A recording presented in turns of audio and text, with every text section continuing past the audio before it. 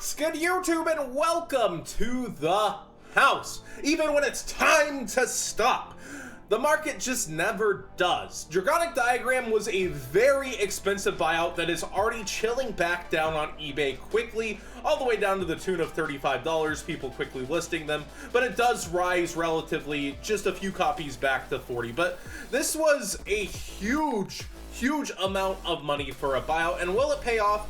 Personally, I don't see it taking above 8 slots at YCS Atlanta in the top cut of top 32.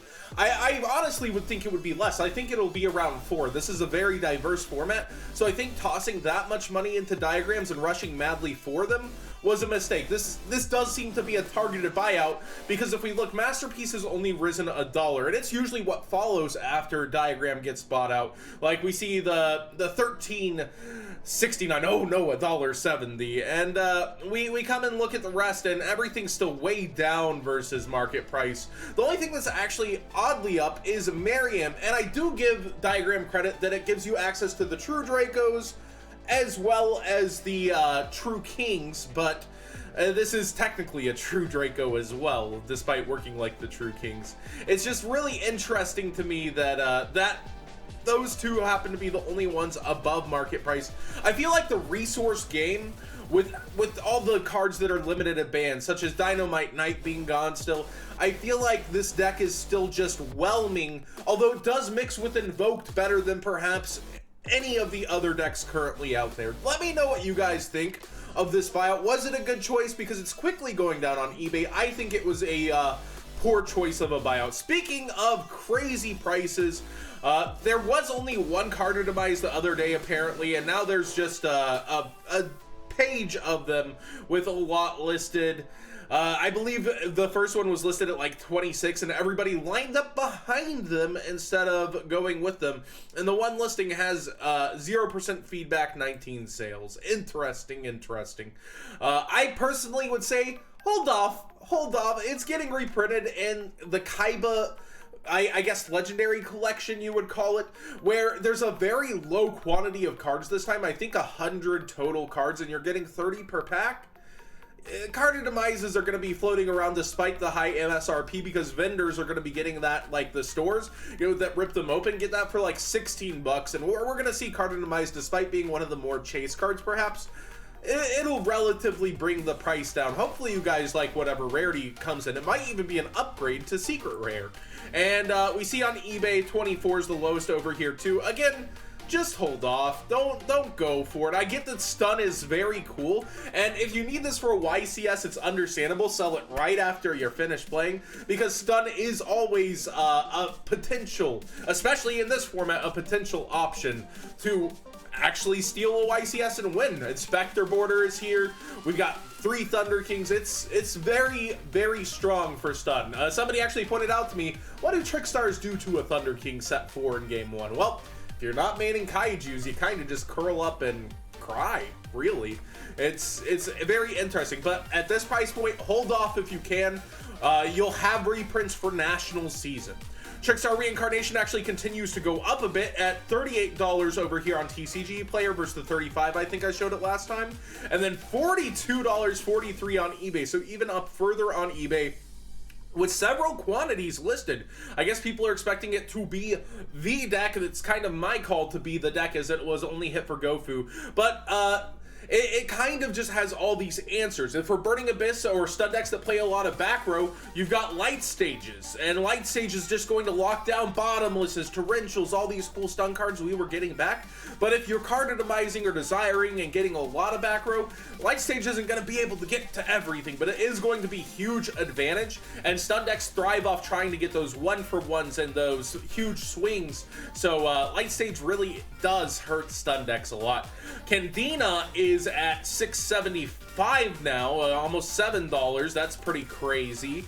And I just wanted to let's actually look her up real quick, because I haven't looked her up on eBay. We always check both here at House of Champs, and we see that it is $5.61 from Canada, $6.50 lowest if you're wanting it fast. So about matching up there. I predicted that it would continue to go up a little. People would need playsets, and it's an ultra rare. It's, you know, Joker's not okay, but Candiana is. Droll's the problem, not the Trickstars. All these comments are going crazy in the comment sections that I've been around, and the deck's good. I expect it to take the majority of the top cut at Atlanta personally, but do you guys have a different pick for the leader of the top cut moving into Atlanta? Or will people go with what they know and that wasn't hit as Trickstars? Macro Cosmos is on the rise, especially the DT. We see moderately play, light play. Basically, I don't know that there's a near mint copy at $23. Yu-Gi-Oh! Merchants expects to sell that. Realistically, it's not going to fetch that price. The DR4 was actually around $30. It still is at $34 over here. And we see the only DT over here at $25. If you're spending this kind of money, just go for the DR4 version. That's long-term hold and value. Macros will dip back down towards like $5 eventually. And we see you can get near mint at $35 as well on eBay, despite there not being many copies. This is the true form. People just didn't want to spend the money on it. They wanted to try to go for an interesting buyout and see where it would fall out. Just wait, it'll fall down to 5 very quickly, which is double the old market price, and then it will continue to fall from there as quantities come back to us. Cock-a-doodle-doo. What's going on with this ABC decks? I told you that ABC decks would be highly considered for this format, as they too didn't really receive a hit, and if anything, back row ABC got a huge boost. People love Cock-a-doodle-doo in ABC, and it is just going through the roof. I think it was like a low of $6 or something just yesterday, and it's over double that today over there. But we see it listed at $7 and then $8 or best offer, $8 or best offer, etc. on eBay. This will chill back down probably towards 6 to 5 very quickly. But we'll see where it actually goes. Is it that detrimental for ABC players to have? Do they need this card? There's different ways to play ABC, but I do agree that the ones that seem to be in the top cut are playing this card. Cleaforts are going up. Personally, I think Clees aren't that great, but they are going to pierce the top cut. People are really going to come out in full force with this deck, and they'll get there. I think 1 or 2 slots, not a lot of slots.